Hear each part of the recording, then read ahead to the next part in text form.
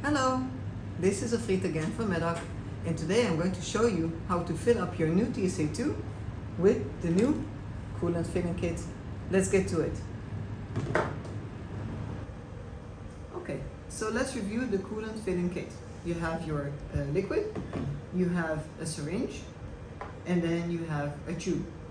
Keep some paper handy with you, just in case you have some drop leaking, okay? So, you will need to have the device turned on and connected to the software in order to fill up the device, because that's when the pump is running.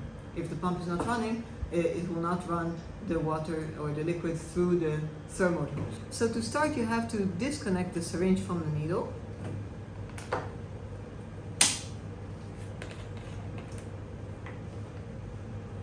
Connect the tube to the syringe.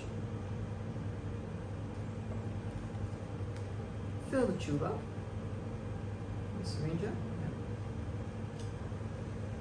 I'm guessing something like this. If it's too much, we can always put it back into the bottle.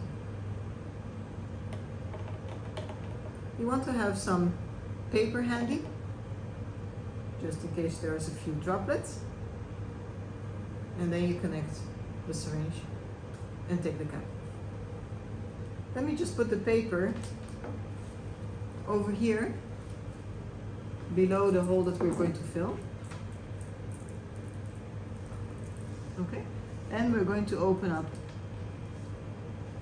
the hole, keep this cap. We're going to do this very, very slowly. Make sure that you're deep enough, okay? Because if you fill it over here, you're not deep enough. So get the syringe all the way in. Keep a space between the pink part and the opening.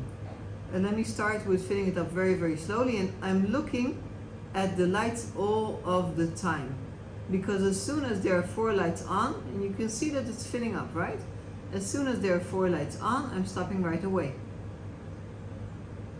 And you can see the bubbles, and this is totally normal, because due to dissipation, there may be less fluid in the thermode hose. So as soon as I start filling it up, you can see the bubbles traveling around and getting out of the thermode, and the thermode is filled with water.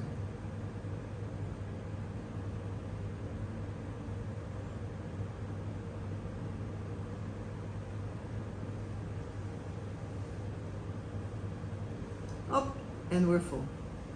Okay, so we stop right here. Let's close the cap.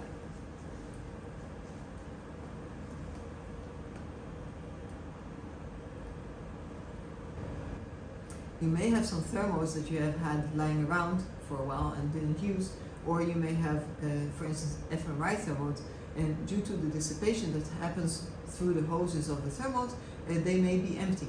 So when you connect a new thermode, you may have to refill the liquid, and you should check the liquid status on the LEDs, and then refill the device plus the thermode. Actually, the reservoir of the device is quite small, and most of the liquid is in the thermode hoses themselves. So this is why sometimes when you exchange thermodes, you need to refill the device. I hope this helps you.